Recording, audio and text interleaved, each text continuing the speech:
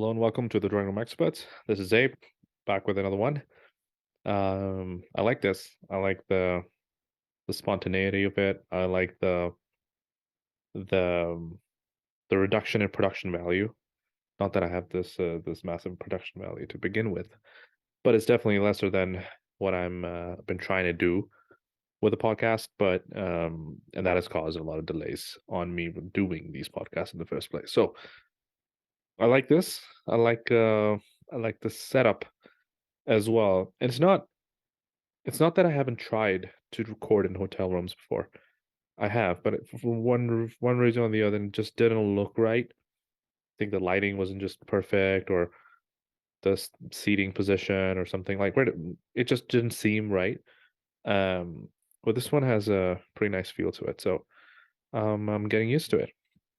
So yeah, hope you guys are doing well. Um, what are we talking about today? Well, I wanted to talk about a few things. That I was just going through the list of like my podcast ideas and episode ideas that I usually keep up myself. If I think of something interesting that I want to talk about, I I just write about it. So I think the first one I will probably do like a proper episode on this one with all my all my thoughts almost formalized. But I just wanted to bring it up as to how I'm thinking about these things. Um, the first one is pretty straightforward and the pretty simple one. Revolves cricket. As you know, I've been a huge proponent. And I can't believe I have to say this in this time and age. With the numbers that this guy cracks up, but that's where we are in public discourse when it comes to cricket in Pakistan. So as I was saying, I've been a huge proponent of Babar Azam. Not just as a player, but I think as a captain as well. Um, to be honest, I wasn't a fan of his selection as captain to begin with, but there wasn't much around at the time, so I had to swallow that pill. But ever since that, he's grown on me. I think he's still got a lot of room for improvement as far as a captaincy is concerned, but he's done well. I mean, his numbers don't lie. And one might argue, the quality of oppositions that he's been up against, but it's ridiculous. I mean, the guy has two major finals in the past year. Um, and before I move forward, I'd like to address this idea that people put forward that this as a some sort of a failure. Um, for a Pakistani captain to be in two finals, which one of them I do understand that, and I do believe that we should have won. Excuse me. But having said that, I mean, it's important to really put things into context. Um, Asia Cup. I don't think we failed and lost miserably the last time we played in the UAE. Uh, Under Sarfaraz Ahmed, if I'm not mistaken. I think we got out in the first round or something and didn't make it to the semis or whatever. I mean, it's a small tournament. I mean, you have to do really poorly to not really make it to the final, especially if you're India or Pakistan. So, um, so that was your heritage, as our good friend Jose Mourinho would like to say. That was your heritage. And then, as far as World Cup is concerned, I know, granted, we've been doing okay in ICC tournaments. Um, Barring I think 2003, 2007, each of the World Cups after that, and if you jog our memories together, if we jog our memories together, 2007, again, like I said, 2003, 2007 were forgettable. 2009, sorry, 2007 T20 World Cup, we were finalists. 2009 winners. 2010 semifinalists. 2012, I think quarterfinalists, if I'm not mistaken. But that was a forgettable tournament as well. 2014, Yeah, I don't remember much about that either. 2016 as well. I mean, I can look it up. I'm pretty sure. So I mean, I think putting that into context, that kind of makes my point that it wasn't like the most memorable T20 World Cup performances for Pakistan, um, although it wasn't the worst as well. But for this team to then reach the finals of a T20 World Cup is nothing to really, feel ashamed of. And so this captain of ours has had two major finals in the past year. Granted, he should have won one of them at least, but he didn't, and that's fine. Uh, you're only going to win the games or the tournaments or the championships that you are eligible to. You're not eligible to win championships if you don't get to the final. So, that's at least a 50% chance of them winning. And that is despite all of the bullshit that the media throws and the fans kind of throw at this team as being, you know, slow, or the run rate bullshit, brigade that is out there. It's fucking insane. So, um, what really goes around about Babar Azam, mostly is how slow he is, um, how he's costing Pakistan games, and how much of a stat patter he is. Um, and on all these counts, you know, I reject all these counts wholeheartedly. Where to begin? I mean, um, is he a stat patter? Um, you would have to see. You would have to really categorize what that means. If a stat patter is that you're average and your numbers look good, but the team isn't winning, then that's just factually wrong. But the limited amount of research that I have done, um, I can report this quite confidently that um, Pakistan wins more than 60% of the games in which Babar Azam scores, I think 30 or 40 or more. So um, that if you were just putting maths together, if you're just putting numbers together, two plus two, you know, that clearly means that you win games when this guy scores. So this whole idea about his run rate holding the team back is just not, you cannot prove it. There's no way to prove it. And the only way this would have made sense is that even though he was scoring runs, Pakistan were losing more. So it didn't matter if he scored a 50. It didn't matter if he scored 40 runs or more. Pakistan still lost. And statistically, it's easy to prove those things. It's not rocket science. But the fact is that Pakistan wins 60% of the games on average in which he scores 40 runs or more, 30 runs or more. And that is insane numbers. That is insane numbers. Um, as for the run rate bullshittery, I don't understand. I mean, I would love this is the part where I think I need to do a little bit more research on and really put the numbers together. And I would love to be so interested in figuring this out.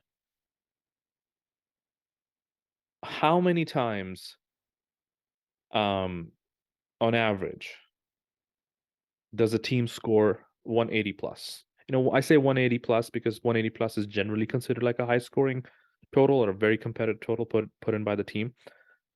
Um, how many times does that happen? And out of all the times that has happened, what's been the win or loss percentage?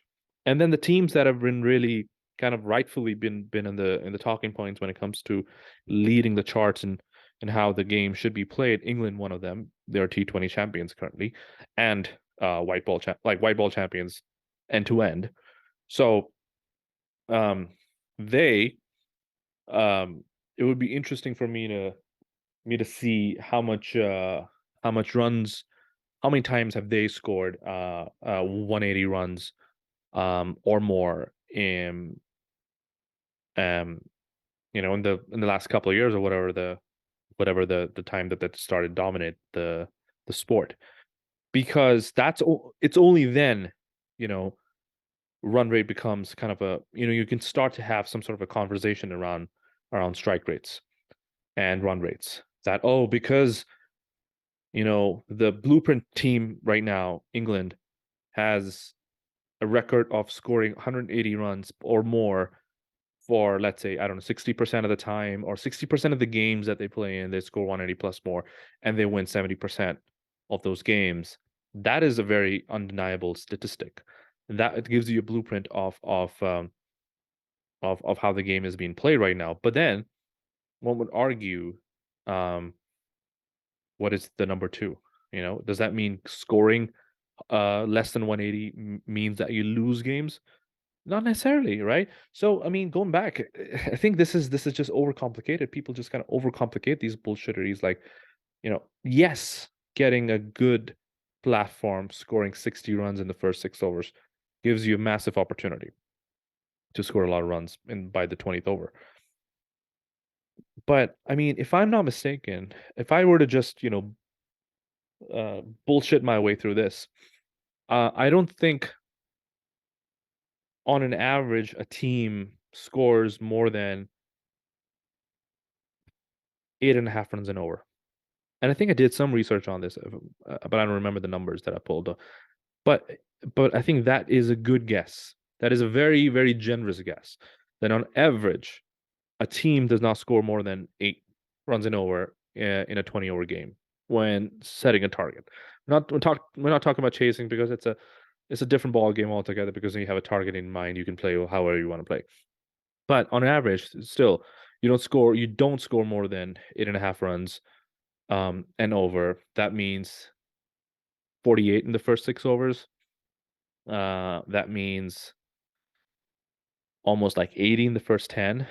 Um, and that means like 160 plus 160, 60, 70 average score, which is considered, again, now that I count it, it looks a very decent score.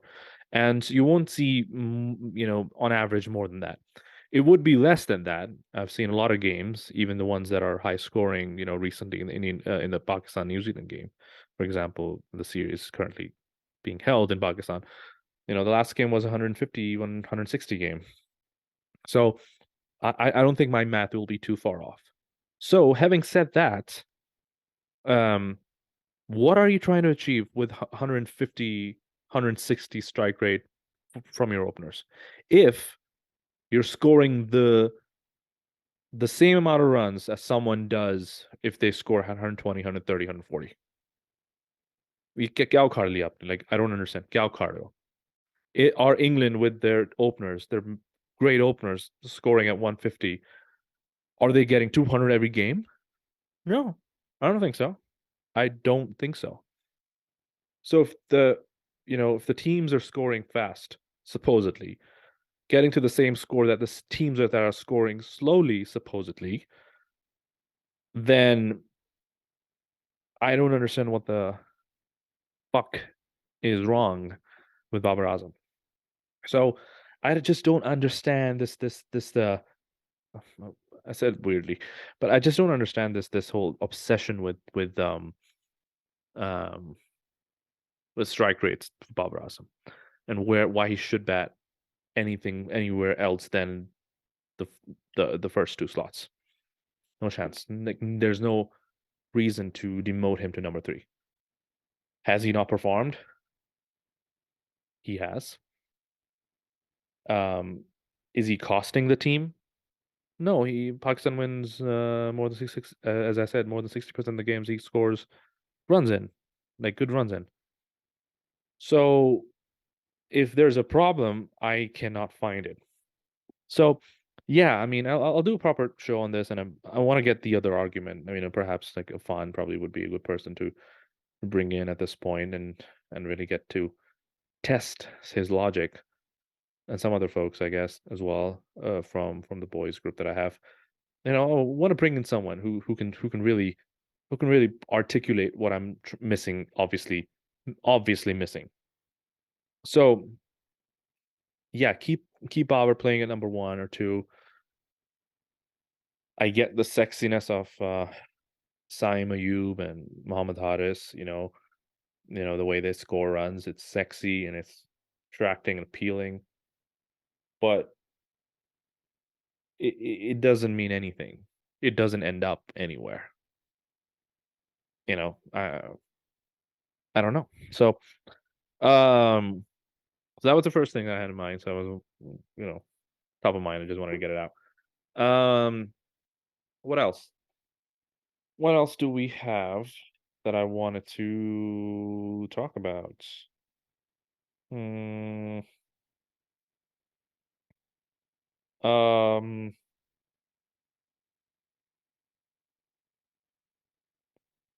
I think on the same realm about you know um captaincy in cricket. Just going back to Sarfar Azam, and I think when he was the captain, and or even let me go further than that. When Misbah was the captain, what used to be what used to be the the the talk um at the time was that this captain isn't as aggressive. I remember Shahid Afridi going on national television every other day, or Shoaib Akhtar going on national television and talking about timidness, and that he seems like he's not like bold or whatever, like, or as Ms. Balak would put it, like "या bazooka चला दूं sir पे रख के उसके तो या rocket launcher मार दूं." So there was a lot of controversy about his leading style. And then when Sarfaraz came in, like any new shiny toy that Pakistani cricket fans get, it's always this uplift of optimism about the style that Sarfaraz had. Oh, look, he goes and runs to the bowlers every over, every ball of the over, and talks to them, motivates them. And he's seen screaming on the field, and he's like super hyperactive.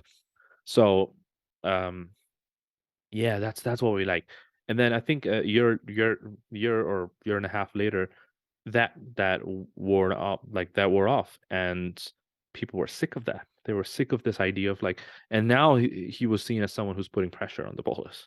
That now the players are under pressure because of him demanding too much from his team.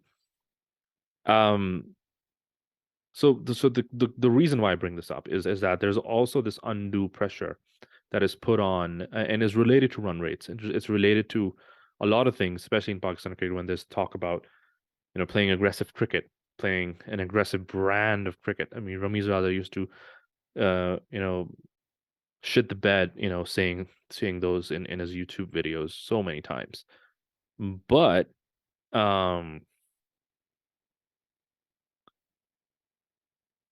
that again, it doesn't really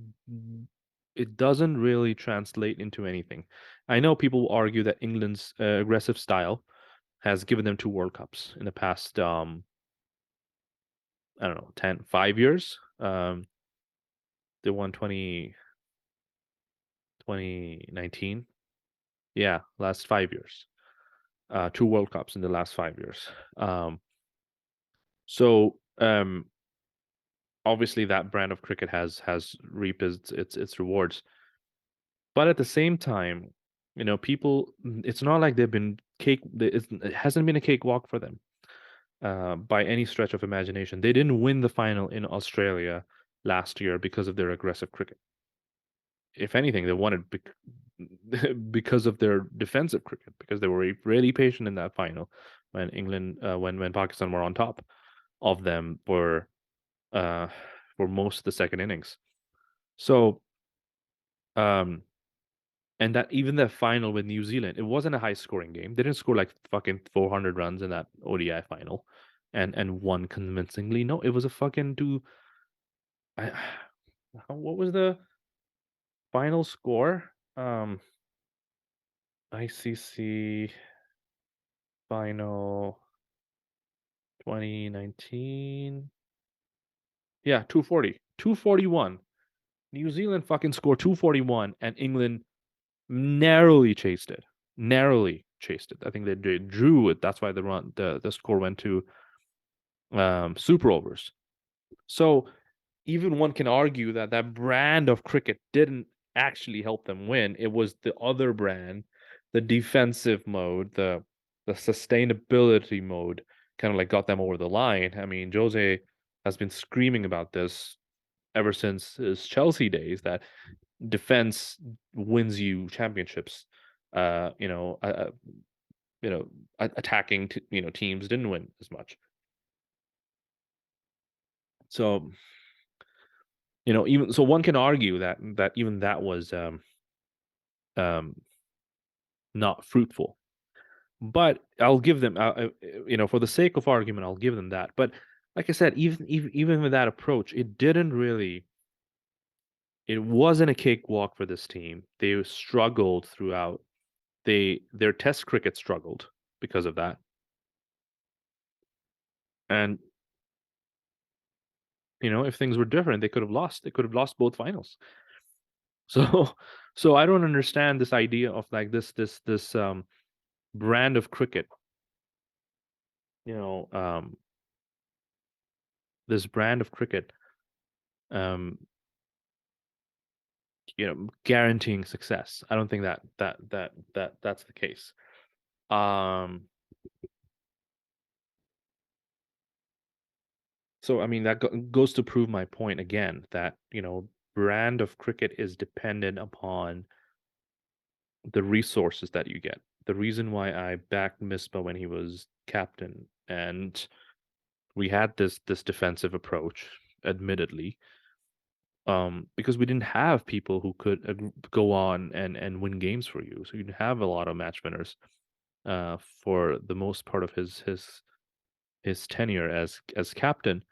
And with those resources, with the without the Wasims and Wakars of this world, without the Shoaibs of this world, without the Saklans and um Ajmals of this world, you know, you have to build your team around players that will keep you in the game. Will keep you in the game until the final minute, and then we'll see what happens. That was the strategy. If I were to really summarize Misbah's strategy, strategy was let's just stay in the game. I know if we go in for the kill, we might lose badly.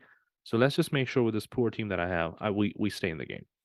And he did for the most part. So it's about staying in the game. Kane Williamson does that brilliantly. He did that brilliantly against India in the semifinals of the 2019 World Cup.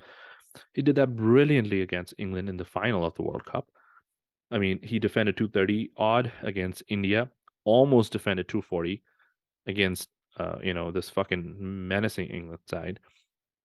Um, so it's about doing best with your resources.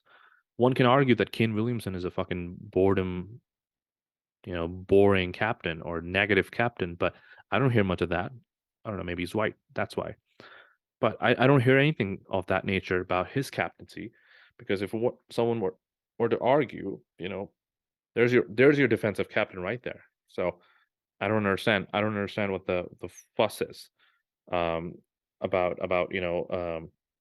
Babar being defensive or Sarfaraz being defensive or Misbah being defensive because it means nothing. That's just stating the sun is out. Yeah, so what does that mean? Does that mean it's hot? Does that mean that it's not cold? Does it mean that it's pleasant? You got to complete the sentence. People, when they say this team, the captain is defensive, what does that mean? I don't understand what that means. That's just like a half sentence. You're almost waiting for someone to, complete their thought, but it never completes because it's, like I said, they're all talking out of their asses for all I care. Um, I wasn't honestly, I wasn't intending to talk about cricket, but it just one thing leads to another. Um, One thing I wanna talk about before I end this episode is a very interesting thought that a friend of mine, recently shared with me. Uh, he might be listening to this, so he knows who he is. Um, he talked about a he talked about a particular dilemma that he had faced, in his work life, when he got put on an account um, of a company that supported, um, or it was easy to tell that they supported um, a certain separatist group within his country of birth. And I say country of birth because that's the whole point. It's country of birth and not country of citizenship. But anyway, that's beyond. That's neither here nor there. But he said that he felt like um, that a very it was an ethical dilemma that should he be working with this account on this account, given his given giving his all for an institution or an organization that supports separatist groups in the country of his birth. And he asked me whether that's a dilemma. I thought about it briefly, and I responded saying that I don't think it's a dilemma. It would have been a dilemma, or we could have had that discussion if if you were still a citizen of that country. Maybe that would have been a starting point for at least to us to entertain the thought. But because you're not a citizen of that country, it shouldn't really technically concern you, right?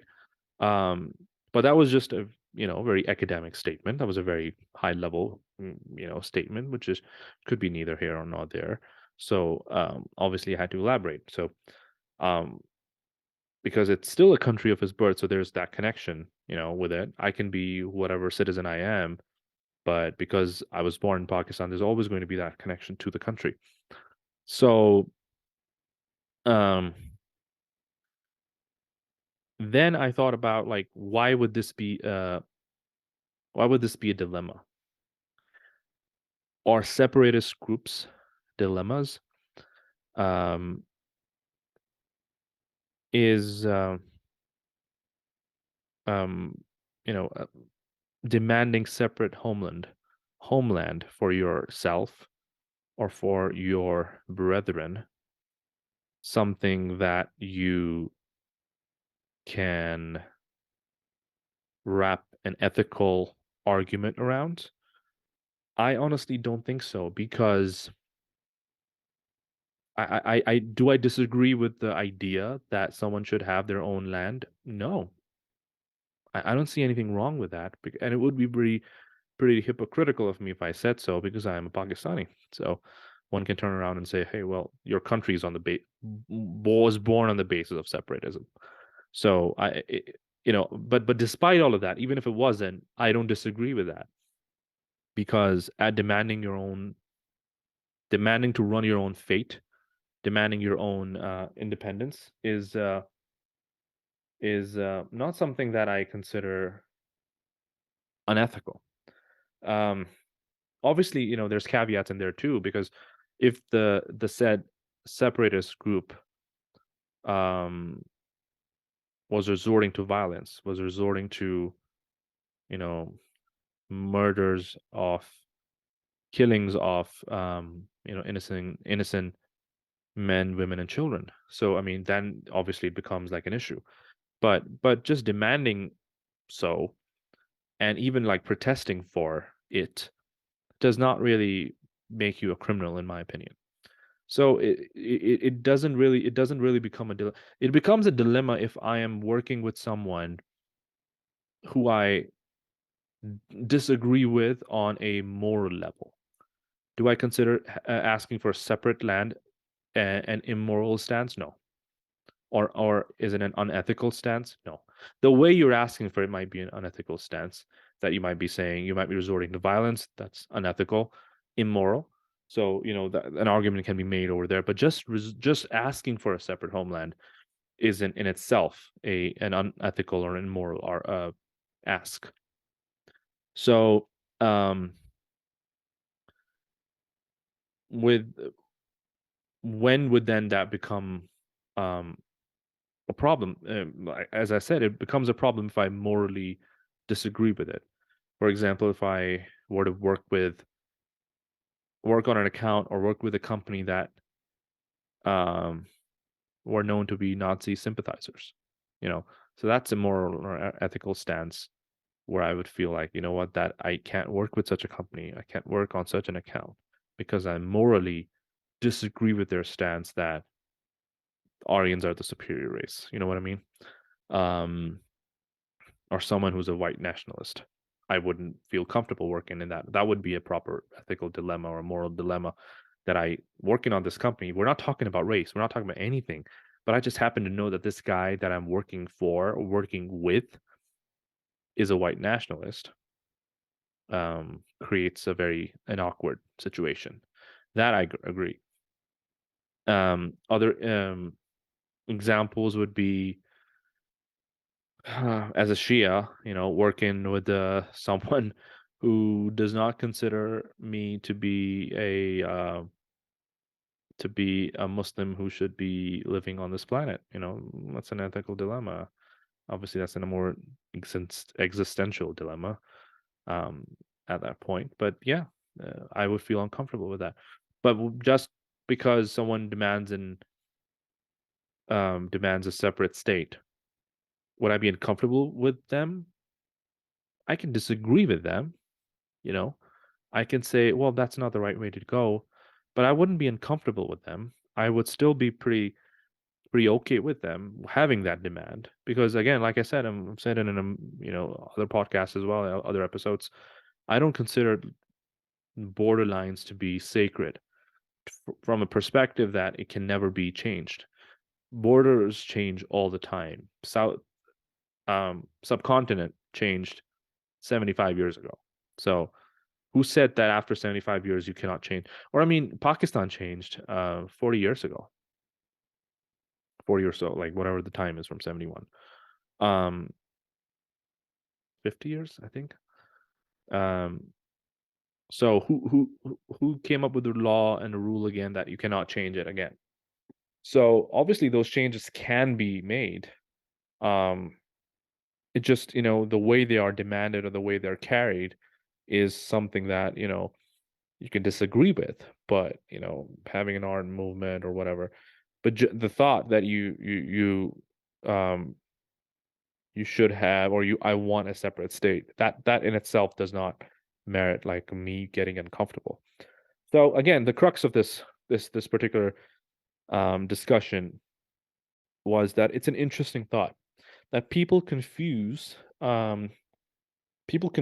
their uncomfortableness with a situation as something that they feel entitled to be compensated for. So if I'm uncomfortable in a certain environment, if I'm uncomfortable sitting across the table from someone who proposes or is a proponent for a separate Balochistan state, yeah, I might be uncomfortable sitting across them. But does that mean I'm facing an ethical dilemma or a moral dilemma? No. If you really think about it, no, that's not what it is, right? You're uncomfortable. So people, I think, when they face uncomfortable situations, they all of a sudden want to be compensated for them. So when you want to be compensated for them, you try and put them into buckets that they don't fall under. So when you say that this is a moral dilemma or an ethical dilemma, you're almost asking to be compensated by even, by either, being moved away from that account or not having to be involved in such a manner with this particular establishment. Um, so when they are in those uncomfortable situations, they're looking for, they're looking to be compensated. They're looking for retributions. एक और word होता है, but forgetting that word. Um, so I think a lot of it goes back to recognizing why you're uncomfortable, and if that uncomfortableness is coming just because of the fact that you someone with a different thought is sitting across you, um, um, and not because that different thought is or having that different thought is morally incorrect. I hope that made sense. I think this was a pretty solid discussion towards the end. Even the cricket discussion, I mean, you got to agree. I mean, I had some solid, valid points in there. So, feel free to disagree. Leave a comment, subscribe to the podcast on YouTube. I will try to be as regular as I can and as interesting as topics that I can pick. Um, it's not my full-time gig, so what are you gonna do, right? So yeah, subscribe to the channel on YouTube, follow us on Instagram, Spotify, Google Podcast, Apple Podcast, Amazon Music, Samsung Podcast. I'm also on there. Podbean, of course, the hosting platform. Shouldn't forget that. Yeah, and subscribe to the channel. Leave us a rating on Spotify and others. Makes it easier for other people to discover the show. I will see you guys with another one soon. Thanks. Bye.